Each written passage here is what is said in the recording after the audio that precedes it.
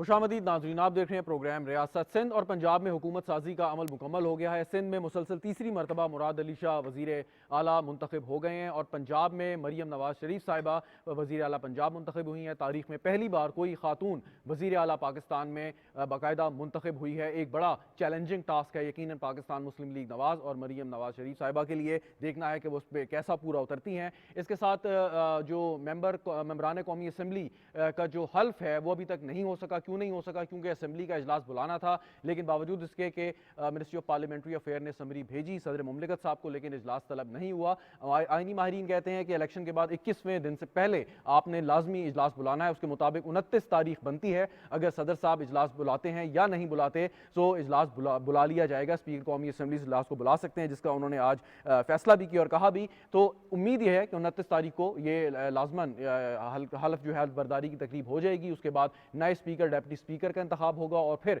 वज़ीर आज़म पाकिस्तान का, और उसके फ़ौरन बाद सदर पाकिस्तान का इंतखाब भी जो है ऑन कार्ड्स है, जिस पर पहले ही अंडरस्टैंडिंग हो चुकी है पाकिस्तान मुस्लिम लीग नवाज और पाकिस्तान पीपल्स पार्टी के माबैन।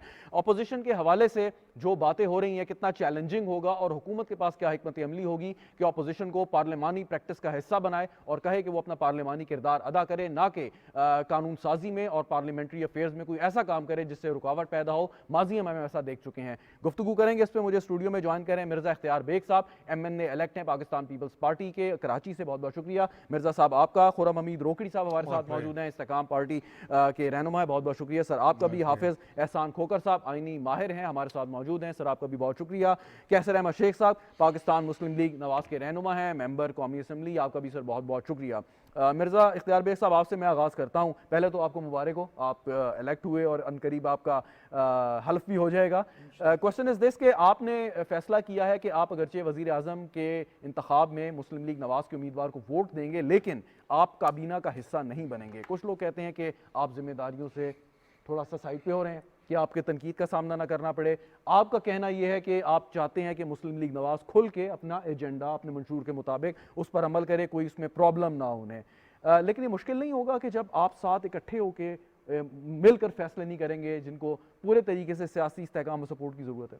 देखिए, पहली चीज़ तो ये है कि हमने उन्हें पूरा यकीन दिलाया है कि हमारी मशावरत उनके साथ रहेगी। हम उनको अकेला नहीं छोड़ रहे मुल्क के मफाद में, बल्कि हमारा ये जो मखलूत हुकूमत या हाथ मिलाने का जो एक अंडरस्टैंडिंग है, उसकी मेन वजह यही है कि हम नहीं चाहते थे कि मज़ीद डिले हो हुकूमत साजी। अनसर्टेनिटी बढ़ती जा रही थी, स्टॉक एक्सचेंज क्रैश हो रहे थे, बॉन्ड की कीमतें कम हो रही थी, IMF का एग्रीमेंट अभी नेगोशिएट करने जाना है 4 अप्रैल को, वो ख़त्म हो रहा है। तो ये बहुत सारी चीज़ें देखते हुए कौमी मफाद में पीपल्स पार्टी ने ये डिसाइड किया कि हुकूमत के तरफ, हुकूमत साजी की तरफ फ़ौरन जाया जाए। अब सवाल यह है कि हमने वजारतें क्यों नहीं ली, हमने काबीना का हिस्सा क्यों नहीं बने। उसका बड़ा फेयर जवाब ये है कि 16 महीने का हमारा जो तजर्बा था PDM हुकूमत के साथ, उसका कोई इतना अच्छा तजर्बा हमें नज़र नहीं आया। हमने ये देखा बहुत सारे फैसले जिसमें हमें इख्तलाफ था, जो हम ऑन बोर्ड नहीं थे, वो वजारतों ने फैसले किए जो उनके मिनिस्टरों ने संभाली हुई थी, जिसमें फाइनेंस था, ऑयल, गैस, बिजली, पावर, ये सब प्लानिंग ख़ास तौर से। तो मैं ये कहता हूँ कि आप अच्छी कारकर्दगी दिखाएं और पूरा क्रेडिट लें और हम शाबाश भी देंगे, तारीफ भी करेंगे। और अगर खुदा न खास आप कारकर्दगी नहीं कर सकते तो it is you to be blame. Alright, लेकिन देखें इख्तलाफ आपको अभी भी कई फैसलों से हो सकता है। इसका इम्कान है कि वो फैसले करें जिससे आपको लेकिन दो पार्टियां अलग-अलग मंशूर लेके इलेक्शन में गई थी, बट स्टिल आप अपोजिशन की नशिस्तों पर नहीं बैठने जा रहे। अगरचे आप काबीना का हिस्सा नहीं है, but you will be sitting on the treasury benches, meaning you are the part of the government और द ट्रेजरी बेंचेस। जी देखिए, हमारा ब्लेम तो इक्वली शेयर करेंगे ना। हमारा 2 डिफरेंट मंशूर लेके हमने इलेक्शन लड़ा है। अभी भी वो मंशूर हमारे हाथों में हैं। हमने उनको, अगर हम दोनों पूरा कराना चाहते हैं, नहीं करा सकते, उसमें बहुत जगह कंट्रडिक्शन है, आप समझ रहे हैं जी। ये सब चीज़ें।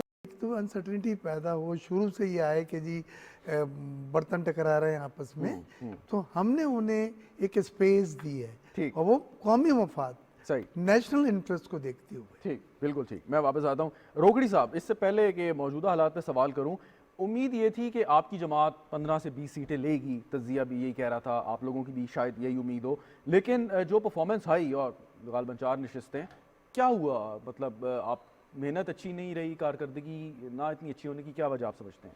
हमारे से गलती ये हुई कि हमने सीट एडजस्टमेंट की बात कर ली।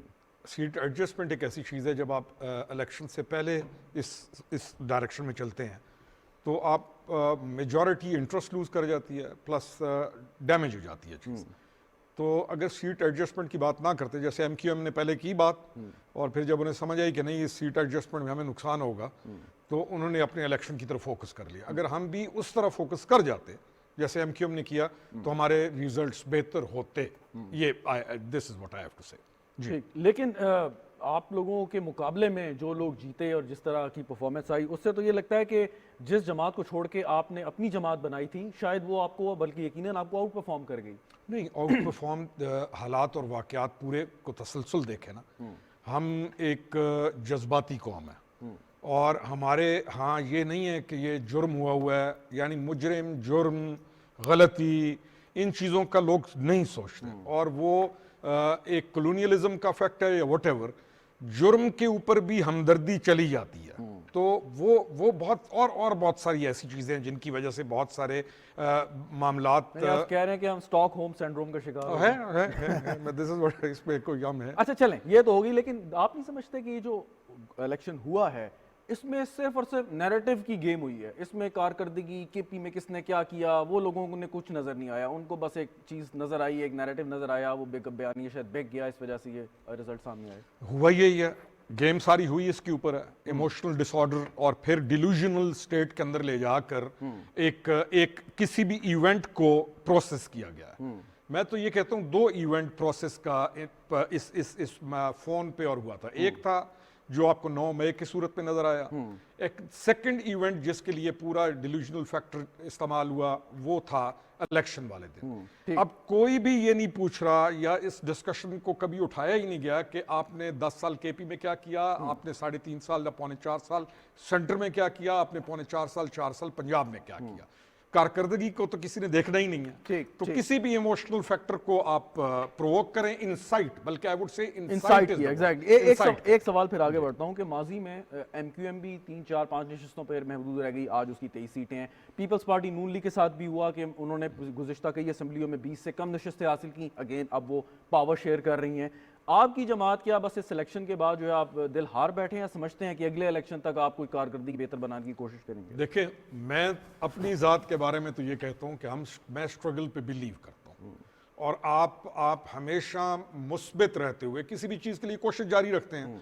और ये हो नहीं सकता कि आप स्ट्रगल कर रहे हो और उसके रिजल्ट्स ना आए, आज नहीं कल। अब ये डिपेंड हमारे पे करता है। सवाल कुछ इसलिए दिन कि ना वो तरीन साहब ने कहा जी मैं छोड़ देता हूँ सियासत, तो लोगों के जहन में सवाल पैदा हुआ कि शायद कोई मुस्तकबिल है भी कि नहीं इस जमात का। जी हाँ, उससे इस चीज से डैमेज तो होता है। The person who is leading the party, जब ऐसी जगह पे वो छोड़ेगा, उसको पॉजिटिव, मैं पॉजिटिव लेता हूँ कि ठीक है जी, it was a good gesture, लेकिन क्या अफेक्ट होता है? अफेक्ट होता है। हमारे जैसे मुल्क के अंदर ये चीजें अफेक्ट डालती हैं बहुत ज्यादा। Very right. हाफिज साहब, अब अभी तक कौमी असम्बली का इजलास नहीं हुआ जिसमें हल्फ लेने हैं मिर्जा साहब ने, इनके दीगर कॉलीग्स ने, और सदर साहब अगर उस समरी को नहीं करते, इजलास नहीं बुलाते, तो उसके बाद 29 तारीख को खुद ब खुद इजलास हो जाएगा या स्पीकर साहब तलब करेंगे?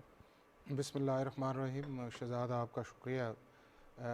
तकरीबन अप्रैल 2022 से लेके आज हम फरवरी 2024 के अंदर हैं।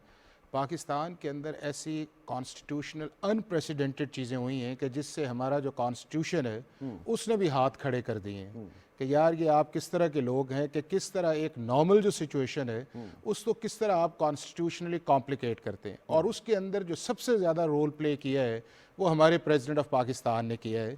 और वो रोल जो है वो स्टार्ट होता है वोट ऑफ नो कॉन्फिडेंस के ऊपर, कि जब एक इलीगल जो था वो एक रूलिंग थी जिसको प्राइम मिनिस्टर ने अडॉप्ट किया और उसके बाद उसकी एडवाइस भिजवाई और उसने प्रेसिडेंट की एडवाइस वो एक्सेप्ट की विद इन 3 मिनट्स ही।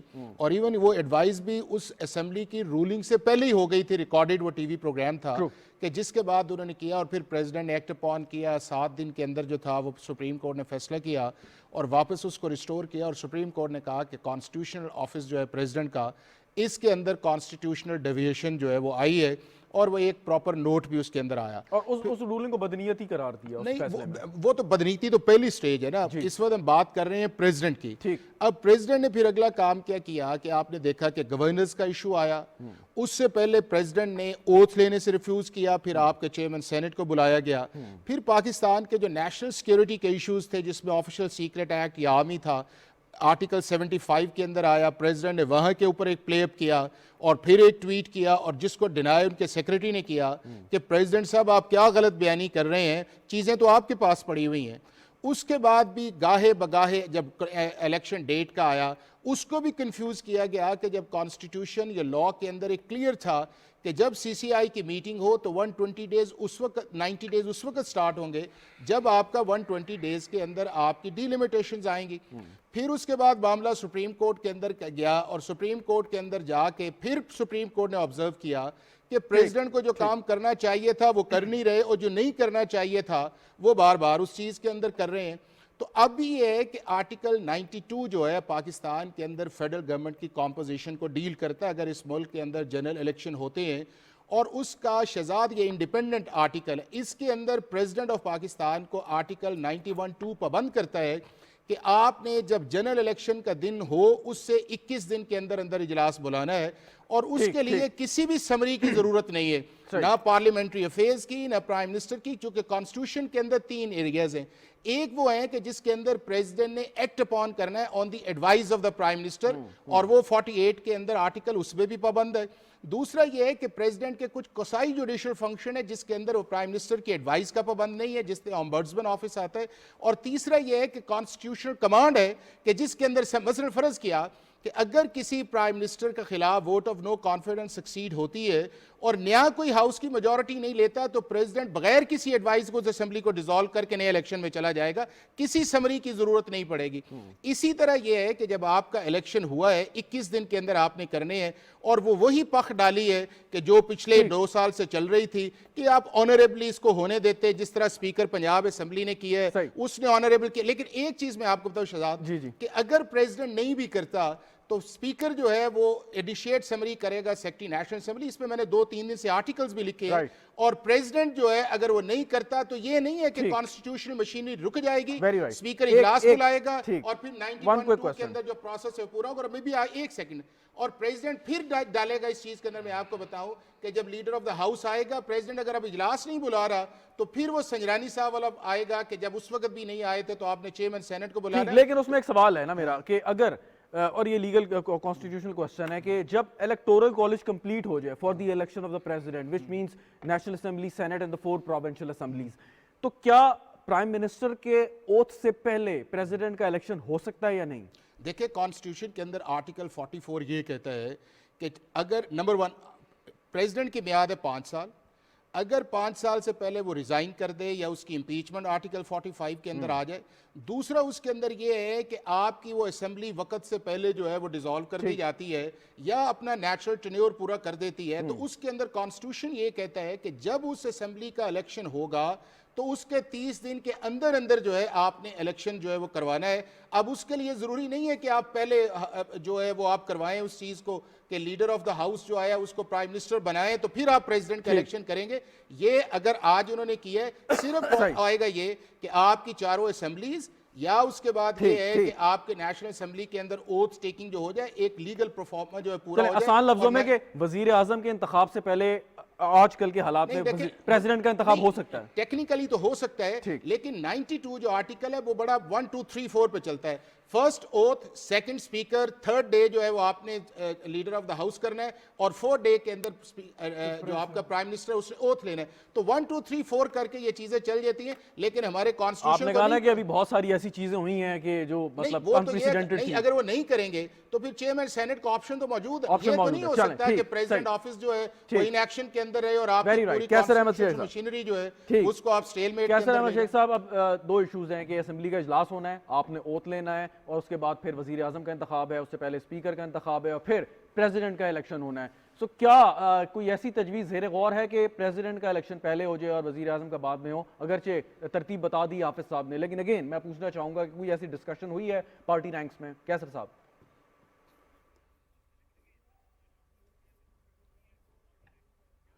जी शहजाद रज़ा ऐसी कोई तजवीज़ मेरे नॉलेज में नहीं है, और हाफिज़ साहब ने बड़ी तफसील से इस बात को बिल्कुल ठीक नरेट किया है कि ये जो सिस्टम है और किस तरह इसको रोका जा रहा है, जायज़ तौर पे आइन के ऊपर जा बजा कदखने लगा कर जो पिछले पौने 2 साल से हो रहा है पाकिस्तान में, ये सारा कुछ आइन से मुबर्रा चीज़ें कई हो रही हैं इसमें।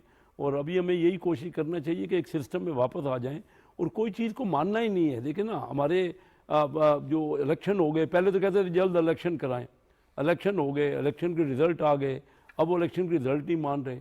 उनके बाद 155 सीटें थी कौमी असम्बली की, तो वो खुद वो रिज़ाइन कर गए उन सब सीटों से। अब आप मुझे बताइए, बहुत बड़ी मेजॉरिटी थी, आज नए कैसे बैठेंगे वो तो सिर्फ एक बदअमनी फैलाना का सिर्फ टारगेट है। आज जो कुछ आपने पंजाब असम्बली में देख लिया, उसमें भी यही है। वो किसी को देखे ना, किसी को तो माने ना इलेक्शन कमीशन जो खुद उसका चीफ उन्होंने ही बनाया था, ना उसको मानते हैं, ना किसी अदालत को मानते हैं, ना किसी असम्बली को मानते हैं। और फिर 2014 से यही धरना दे रहे हैं। तो आज 10 साल हो गए इस बात को। हमारा मुल्क तो ये मुश्किल में है, जो इकनॉमिक सूरत हाल है इसमें जाके IMF को जाके लेटर लिख रहे हैं, अमेरिका को गुजारिश कर रहे हैं कि आप इंटरवीन करें। आप मुझे बताएं कि इस तरह जमहूरियत कैसे आगे बढ़ेगी। हम तो जब अपोजिशन में थे तो उस वक़्त मियाँ शहबाज शरीफ साहब ने और बिलावल भुट्टो जरदारी साहब ने ये कहा कि आइए बैठिए, चार्टर ऑफ इकानमी कर लें, बैठ के मुल्क के मसाइल का हल निकालें। मैं चेयरमैन रहा हूँ स्टैंडिंग कमेटी फाइनेंस का, मैं कहता रहा कि जो आप चीज़ एजेंडा पे लाना चाहें मैं आपका आइटम एजेंडा पे लाता हूँ, आइए बैठ के मुल्क के मसाइल का हल निकालें। तो किसी जगह किसी के साथ बैठना नहीं चाहते। जब इंडियन हमला हुआ एयर, आपने भी फरमाया कि वो चलने नहीं देते, या माजी की मिसालें आपके सामने हैं, लेकिन मुल्क को और हत्ता के पार्लियामान को चलाना भी उसकी अव्वलीन जिम्मेदारी हुकूमत पे या ट्रेजरी बेंचेस पे आयद होती है। अब आप उनको प्यार से समझाएंगे, उनसे डायलॉग करने की कोशिश करेंगे, या आप कोई और कानूनी तरीका इख्तियार करेंगे, ये मुझे नहीं पता, ये आप बेहतर बता सकते हैं। लेकिन अगेन अल्टीमेटली सवाल आपसे होगा कि मुल्क को आप कैसे सही तौर पर चला रहे हैं, पार्लियामान को किस तरीके से चलाया जा रहा है। सवाल लोग आपसे करेंगे, अपोजिशन से शायद उस तरीके से उतना सवाल नहीं होगा। वो मुझे बता दें क्या हिकमत अमली है आपके पास।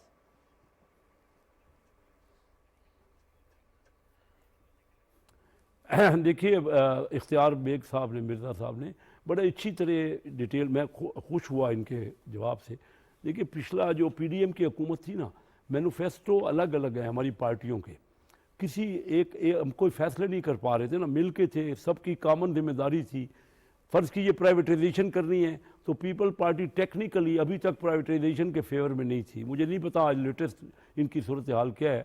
और मुस्लिम लीग के हम जो है वो प्राइवेटाइजेशन के फेवर में हैं। हम कहते हैं कि जो SOEs हैं, स्टेट ओन एंटरप्राइजेज, वो नुकसान कर रहे हैं बहुत ज़्यादा तौर से, और मुल्क की इकानमी तब समझ सकती है कि प्राइवेट सेक्टर में दिया जाए। अब उन्होंने बड़ा अच्छा फैसला किया ना कि उन्होंने कहा कि आप जो मर्जी की गवर्नमेंट की अपोजिशन की सूरत में आपको सुन्नी तहात काउंसिल के मेंबरान या चंद दीगर मेंबरान, मैं वही तो कह रहा हूँ।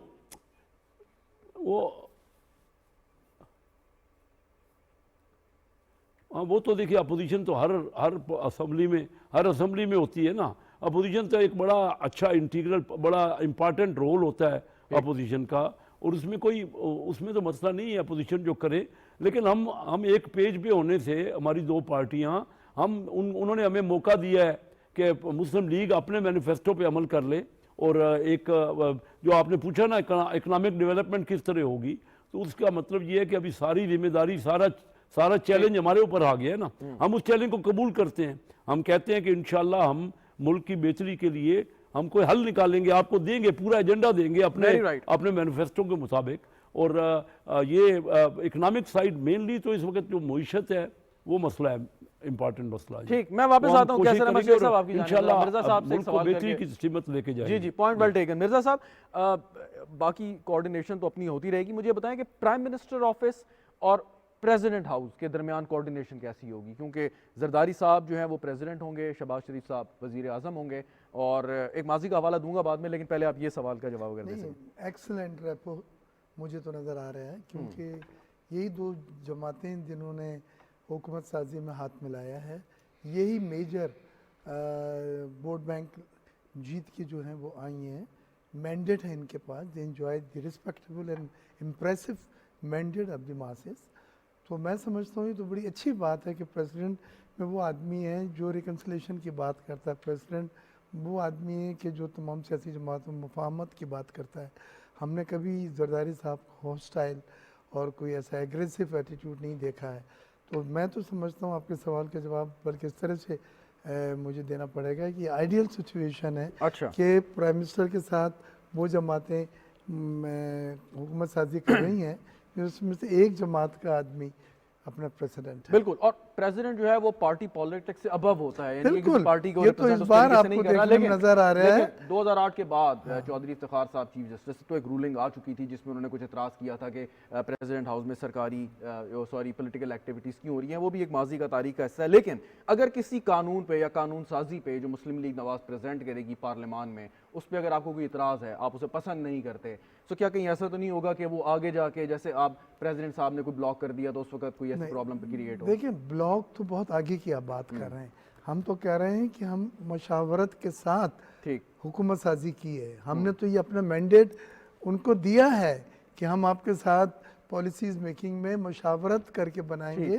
कन्विंस और गेट कन्विंस की बुनियाद पे। अगर कहीं आप समझते हैं कि ये चीज़ सही नहीं है मुल्की मफाद में, या IMF की डिमांड पे कर रहे हैं कोई अनपॉपुलर डिसीजन या कोई ऐसा और डिसीजन है जो कौमी मफाद में करना ही पड़ रहा है, तो हम कन्विंस हो जाएंगे उसमें। हमने आगे वाली बात जाने की जरूरत ही नहीं है थोड़ी सी कि लोग वो सवाल करते हैं, कंफ्यूज हो गए। वो कहते हैं कि एक तरफ आप सब एक आपका कंसेंसस है कि एक जमात मिलकर, एक जमात खाली अलोन मसाइल का हल नहीं निकाल सकती, दूसरी जानिब आप इस वक्त इकट्ठे भी नहीं हैं जैसे होना चाहिए, जो लोग कहते हैं कि आप काबीना का हिस्सा बन के आगे चलें। एक तरफ आप कहते हैं एक ही जमात अपना एजेंडा मंशूर लेके चले ताकि वो खुल के काम कर सके अपने मंशूर के मुताबिक। तो ये मुनासिब नहीं होता कि इकट्ठे होते और फिर बहुत मुश्किल होता है दो डिफरेंट मंशूर से इलेक्शन लड़के आने वाली जमातें साथ में बैठ के और फिर एकदम से, मैं समझता हूँ बहुत मुश्किल होता है।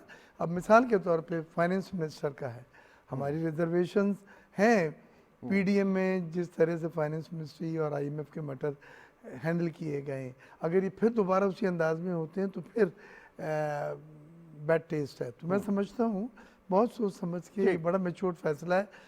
इसमें हमने सिचुएशन को एक्सप्लॉइट भी नहीं किया, हमने इस हालात के तहत कौमी मफाद में एक फ़ैसला किया है। हमने अपनी क्रेडिबिलिटी को भी देखना है, लेकिन साथ साथ हमने चाहा कि हुकूमत चले, बात आगे बढ़े। Very right. रोगड़ी साहब, आप पीपल्स पार्टी के इस आर्गूमेंट से मुत्तफिक हैं या आपकी जमात का और MQM का जो आर्गूमेंट है कि जी हम जिम्मेदारी भी लेना चाहते हैं, क्रिटिसिज्म भी बर्दाश्त करेंगे along side with Pakistan Muslim league Nawaz जो कि इस वक्त ड्राइविंग सीट पे है? मैं अगर देखूं अपने तनाजुर से, देखें पीपल पार्टी एक बड़ी पार्टी है और मुस्लिम लीग नवाज एक बड़ी पार्टी है।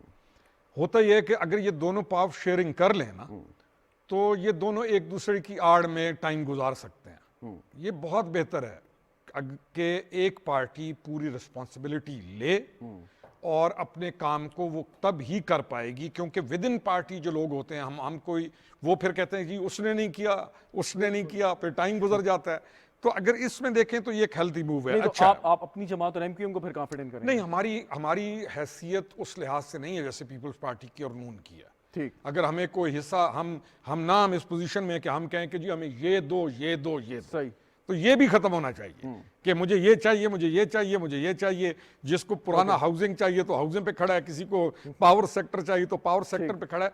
असल चीज ही यही है कि मिनिस्टर्स कौन बनेंगे। गवर्नमेंट चलनी है मिनिस्टर्स पे, गवर्नमेंट चलनी है आपकी इन्वेस्टमेंट पे, जो फॉरेन इन्वेस्टमेंट आपकी तरफ आनी है। गवर्नमेंट चलनी है जो आपने पिछले 7-8 महीने में या इस कुछ अरसे के अंदर आपने अच्छी पॉलिसीज बनाई और आपने इन्वेस्टमेंट बोर्ड्स और ऐसा बनाया, गवर्नमेंट चलनी है उस पर। इसलिए बहुत ज़्यादा केयरफुल होने की ज़रूरत है। एक और मैं कहना चाहूँगा जो बेग साहब ने बात की कि प्रेसिडेंट इस वक्त एक कारकुन नहीं है पार्टी का, प्रेसिडेंट एक main leader of the party है। तो मेरे ख्याल में ये जो मौजूदा प्रेसिडेंट है इसके साथ नहीं मिला, चलें वो नहीं मिला, कोई नहीं रहा। लेकिन सवाल अब ये है कि गवर्नमेंट ने जो बनने जा रही है उसने बहुत सारे एग्जीक्यूटिव डिसीजंस लेने। जब आप कहते हैं कि जी मुशावरत के साथ होगा, चलें असेंबली की हद तक कानून साजी है तो मुशावरत पॉसिबल है, वोट की बात है मुशावरत हो सकती है, एग्जीक्यूटिव डिसीजन जब लेने हैं वो कौन सा प्लेटफॉर्म होगा जहां पे मुशावरत होगी? नहीं, वहां पे मुशावरत देखे, काबीना जो बैठती है उसमें इनकी मुशावरत नहीं होगी। ठीक, तो वो एग्जीक्यूटिव डिसीजन का क्या होगा? इंडिपेंडेंट डिसीजंस लेगी वो। बिल और ये उसमें सिर्फ मुशावरत कानून साजी की हद तक मुशावरत है। कानून साजी की हद Okay, तक है, ठीक। और पॉलिसी मेकिंग में, और जो वो डिसीजन लेंगे वो होल सोल उनके डिसीजन होंगे, ठीक। और इनकी तरफ से उसमें कोई रुकावट नहीं आएगी। हाँ, कोई ऐसी चीज आप समझते हैं कि प्रेसिडेंट के पास गई है साइन होने और वो नहीं करेंगे, तो मेरा ख्याल है ये प्रेसिडेंस जो हमने अभी देखा ना पिछले प्रेसिडेंट वाला, ये एक पार्टी वर्कर का प्रेसिडेंस नजर नहीं, तो नहीं अगर आएगा। IMF के पास जाना है, ये नहीं जाना है, आपके ख्याल में ये एग्जीक्यूटिव डिसीजन होगा या नहीं? एग्जेक्टिव होगा ये। उसमें मुशावरत नहीं होगी? मुशावरत कुछ स्टेजेस के अंदर हो भी सकती है। IMF को, आप IMF के पास को आज तो नहीं गए ना। लेकिन हमारे पास ऑल्टरनेटिव है ही नहीं, है ही- हमें जाना नहीं, ही जाना जाना ही है। जाना। वो तो आपकी बात प्रोग्राम दुरुस्त का है। थर्ड रिव्यू भी पूरा Yes, करना है, ठीक, और ठीक। 4 अप्रैल के बाद 6 से 8 लेकिन बिलियन आपकी डॉलर बात आपने- दुरुस्त है, वो तो बड़ा मैंने लोन की तरफ वो तो मैंने जाना सिर्फ एक मिसाल दी है ना, लेकिन बात एग्जीक्यूटिव डिसीजन की हो रही है। जानी उसी तरफ जाइए, ठीक, हाफिज- प्रिंसिपली चीजें होनी ठीक, हाफिज साहब मुस्कुरा रहे हैं, आप शायद कुछ कहना चाहते हैं इसमें। एग्जीक्यूटिव डिसीजन, मुशावरत या पार्लियामान के फ्लोर पे मुशावरत, क्या फर्क होगा? मैं ये समझता हूँ कि पाकिस्तान के अंदर जो कोलिशन गवर्नमेंट का एक कॉन्सेप्ट है वो था पिक एंड चूज़ के ऊपर, कि मुझे ये 2 मिनिस्ट्रीज़ दे दें, मुझे ये 3 मिनिस्ट्रीज़ दे दें, मुझे ये स्टैंडिंग कमेटीज़ दे दें, मुझे ये अथॉरिटीज़ दे दें। और मेरा ख्याल ये है कि पाकिस्तान का जब गवर्नेंस का ये मॉडल है, ये इस चीज़ का मुतहम्मिल नहीं हो सकता। जो हम इस चीज़ पे बात करते हैं कि जी पीपल्स पार्टी अवॉइड करना चाह रही है, ये बात नहीं है।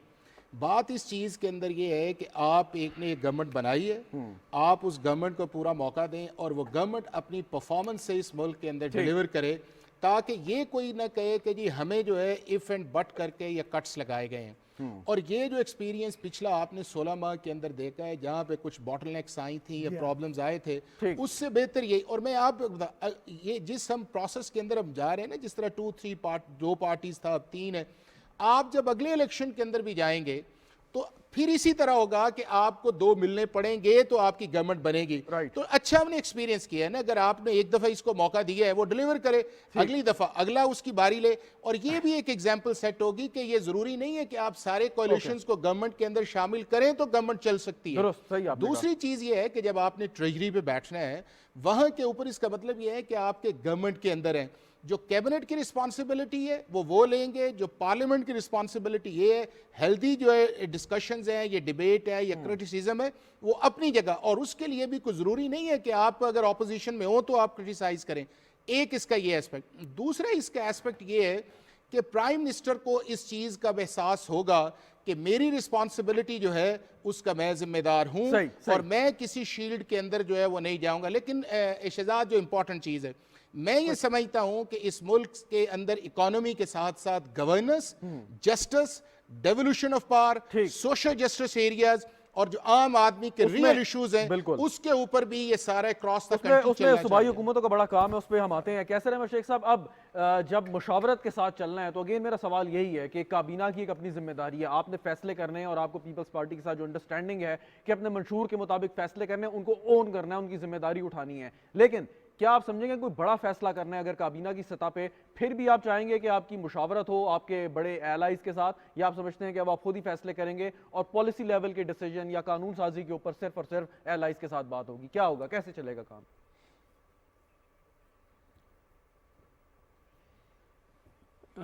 मैं समझता हूँ कि ये बड़ा एक अच्छा नतीजा निकला है।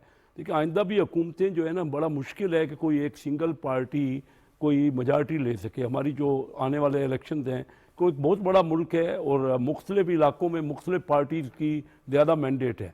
तो मैं ये समझता हूँ कि बड़े फैसले तो लाजमी मशवरे के साथ होते हैं, इसमें तो अपोजिशन का भी मशवरा होना चाहिए बड़े फैसलों में, क्योंकि मुल्क के फैसले हैं। लेकिन ये जिम्मेदारी होगी, बड़ी अच्छी तरह बातें हो रही हैं, बड़ा अच्छा टॉपिक आज आपने डिबेट कर रहे हैं, क्योंकि जिम्मेदारी किसी खास की होगी। पिछला जो हमारा PDM का तजर्बा है ना, वो इतना ज़्यादा कामयाब नहीं हुआ, रिजल्ट नहीं हम दे सके, क्योंकि जिम्मेदारी जो है वो थी, कोई शेड थी ना। इस बार तो जिम्मेदारी अगर एक पार्टी पे है तो उसके अच्छे और बुरे दोनों असरात जो हैं उसी पार्टी के पास आएंगे ना।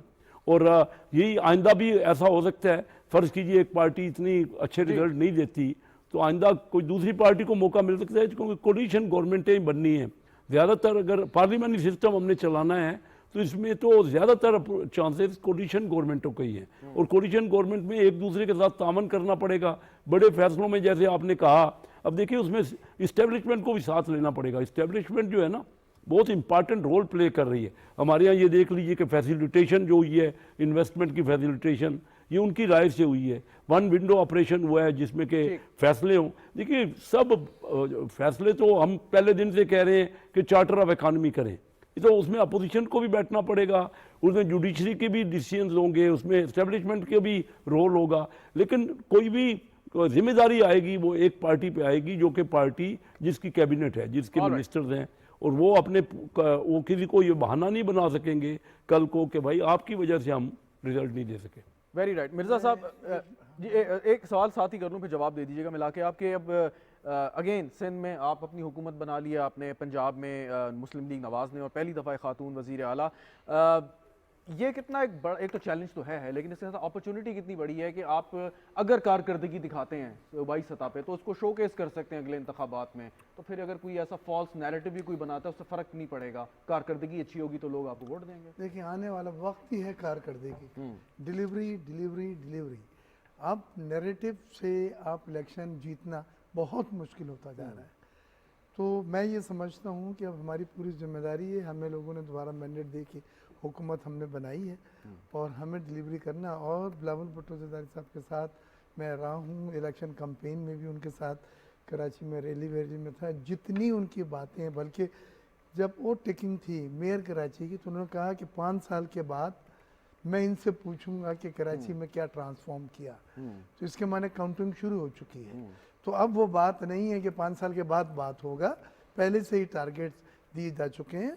हमारे भी वो प्रोजेक्ट जो हमने ऐलान किए हैं कैंपेन में, जो हम वादा कर कर आए हैं, बिलावल साहब ने उसके लिए पूरे एश्योरेंस दिया है कि उसको कंप्लीट होंगे। तो ये तो आप भूल जाएं। दूसरा जो कैसर अहमद शेख साहब ने बात कही थी, मैं बतलाऊँ कि अब हुकूमत को आगे लेके चलने में बहुत सारे वेरिएबल्स हैं जो आपको अकाउंट फॉर करने हैं। SIFC special investment facilitation council का एक बड़ा कम्प्रीहेंसिव एजेंडा है। ट्रू। उसमें फॉरेन इन्वेस्टर्स भी ऑन बोर्ड हैं, एग्रीकल्चर सेक्टर में मैसिव रिफॉर्म्स हैं। और अब आप ये ना बात करें कि जी जमहूरी हुकूमत का इख्तियार है और वो SIFC का रोल इसमें नहीं है। नहीं, ये सक्सेसफुल मॉडल है। आपने FATF में ग्रे लिस्ट से जो निकाला था वो क्या था? वो यही था कि सिविल मिलिट्री क़यादत ने मिल के काम करवाए, स्टेट बैंक में पहुंचे, FBR में पहुंचे, रिफॉर्म्स, अमेंडमेंट, लेजिस्लेटिव चेंजेस, और ग्रे लिस्ट से पाकिस्तान निकला। तो अभी SIFC ने बात कर रही है सऊदी अरब से, रेकोडेक की बात कर रहे हैं, ऑयल रिफाइनरी की ग्वादर में बात कर रहे हैं, एग्रीकल्चर लैंड अभी आए थे शाहिद नज़ीर साहब कराची में, हमने बिजनेसमैनों से मिलाया, 2,000 एकड़ के आप कॉर्पोरेट फार्मिंग करें। तो ये सब चीज़ें क्या आप समझते हैं कि रुक जाएंगी? सही। नो, ना इन्हें रुकना चाहिए। बिल्कुल। तो मैं समझता हूँ कि जो भी सियासी जमातें अब रिंग में आई हैं उन्हें बड़े मैच्योर्ड अप्रोच के साथ हर चीज़ को ऑन बोर्ड लेके आगे चलना है, क्योंकि ये वो सक्सेसफुल टूल हैं जो माजी में आजमा चुके हैं सिविल मिलिट्री क़यादत के, और अब भी इसी टूल को हमने आजमाना है कामयाबी। Very right. रोकड़ी साहब, आपका ताल्लुक पंजाब से है। KP और सिंध में हमने गुज़िश्ता 2 या 3 जो इलेक्शंस हुए हैं उससे हम एक पैटर्न देख रहे हैं।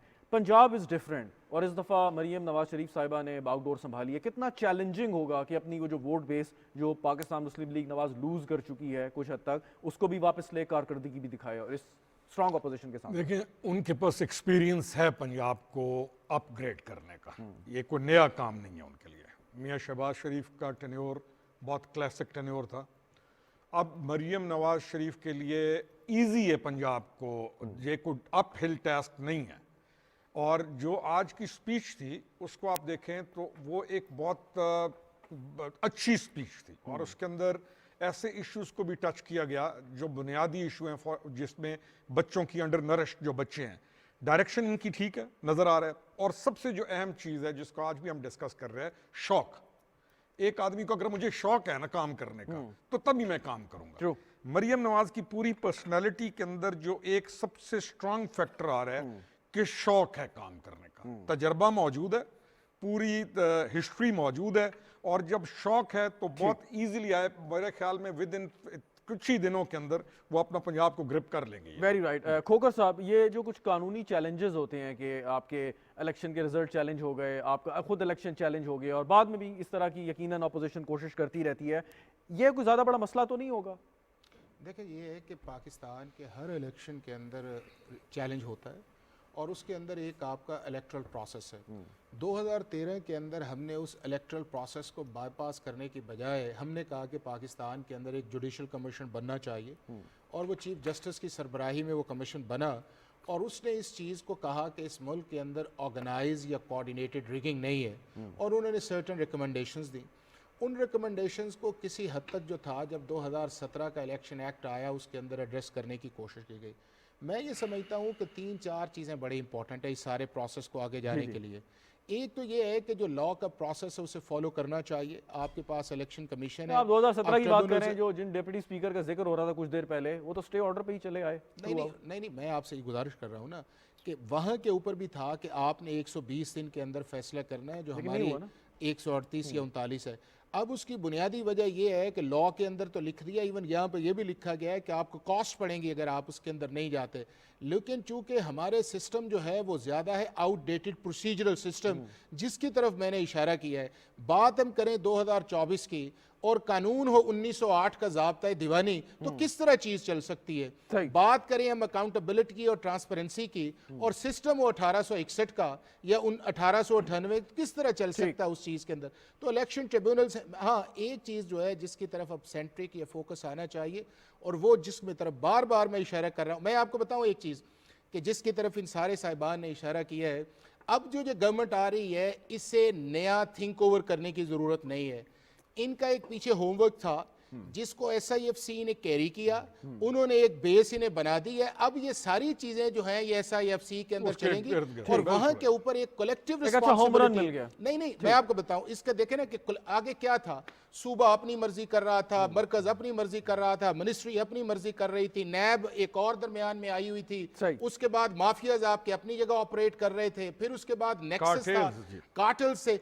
अब ये है कि सारी चीजें उन्होंने ब्रेक। देखिए, आपके मुल्क के अंदर स्मगलिंग रुकी, आपके मुल्क के अंदर डॉलर पे काम हुआ, आपके मुल्क के अंदर होर्डिंग पे हुआ, आपके मुल्क के अंदर प्राइवेटाइजेशन पे हुआ और मोर इंपॉर्टेंटली ये है कि आपके जो 4 सेक्टर्स हैं और जिससे बियॉन्ड गई है। पहली दफा इस तरह है कि अब ये नहीं है कि फेडरल गवर्नमेंट बैठे, चारों चीफ मिनिस्टर्स बैठते हैं, चारों उसके अंदर चीफ सेक्रेटरीज बैठते हैं, सारी मिनिस्ट्रीज बैठती हैं। अब ये नहीं है कि जी आप ये कहें कि जी मैं इससे मेरी जान छुट जाएगी and then there is a strong follow-up. और जिस तरह उन्होंने कहा कि हमारे पास 4 जो है ना एग्जाम्पल्स हैं, हमने कोविड के साथ इस्टेब्लिशमेंट के साथ काम किया, रिजल्ट्स आया। हमने फेटफ के अंदर काम किया, रिजल्ट्स आया। हमने लोकस्ट के अंदर काम किया, रिजल्ट्स किया। और अब भी दुनिया आपकी credibility as a federal government नहीं है, दुनिया क्रेडिबिलिटी आपकी देख रही है कि आप एक इंस्टीट्यूशनल फ्रेमवर्क के अंदर कैसे काम करते हैं, जहां आप डिलीवर कर सकते हैं और हमसे इंटरेक्ट कर सकते हैं। यही वो एक पॉइंट है जिसको आगे लेके कैसर अहमद शेख साहब, मरियम नवाज शरीफ साहिबा की तकरीर आपने भी यकीनन सुनी होगी। एक बड़ी एग्रेसिव पॉलिटिक्स करती हैं और उन्होंने पार्टी को चलाया भी, उसका वोट बैंक भी काफी हद तक बहाल किया। सवाल यह है कि कारकर्दगी तो यकीनन नून लीग दिखा सकती है, एक बहुत एक्सपीरियंस है, जैसे रोखड़ी साहब ने भी बात की, लेकिन वो जब बात उन्होंने की कि अपोजिशन के लिए भी मेरे दरवाजे खुले हैं, अपोजिशन के साथ वो कैसे चलेंगी और अपोजिशन क्या उनके साथ चलने को आमादा होगी, तैयार होगी? क्योंकि बहुत ज्यादा बिटरनेस देखी है हमने इलेक्शन कैंपेन के दौरान और उससे पहले भी।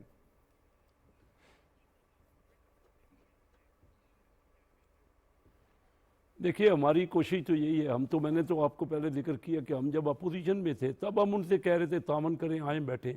जब इंडियन एयरफोर्स ने हमला किया तब भी हम बैठ के उनके साथ, हुकूमत तो उनकी थी ना, इस वक्त तो हम हुकूमत में हैं और हम अपना हाथ बढ़ा रहे हैं। हमने तो आज भी मरियम नवाज साहबा ने, मैंने तकरीर भी सुनी और मैं उनकी हलफ बर्दारी की जो फंक्शन था उसको भी अटेंड किया, उसके जो तकरीब थी। तो मकसद सिर्फ ये है कि अब मुल्क तो अगर एक कोई सामने रिस्पॉन्ड भी तो देना चाहिए ना। अगर हम तो आज मरियम नवाज साहबा ने खुल्लम खुल्ला कहा कि मेरे कोई भी इंतकाम की कोई सोच भी मेरे जहन में नहीं है और मैं हर एक के साथ, मैं अब चीफ मिनिस्टर हूँ तो पूरे पंजाब के उन लोगों ने जिन्होंने किसी को भी वोट दिया उन सब MPs के साथ तामन करके मैं चीफ मिनिस्टर हूँ और पूरा पंजाब जो है उसको मद्देनजर रखते हुए जो उन्होंने बातें की वो आम आदमी की बातें की ना। उन्होंने स्टूडेंट्स के लिए बातें की, उन्होंने ये सारा कहा कि लॉ एंड ऑर्डर सूरत हाल को किस तरह बेहतर करेंगे। हर चीज़ को उन्होंने टच किया ठीक, ठीक। उन्होंने हेल्थ के बारे में बहुत ज़्यादा डिटेल्स में बातें की कि कहाँ प्रॉब्लम हो रहे हैं जो तो एजुकेशन की बात। तो ये मकसद ये है कि अब नए सिरे से कभी कोई ना कोई हम मिल के चलेंगे तो काम होगा ना।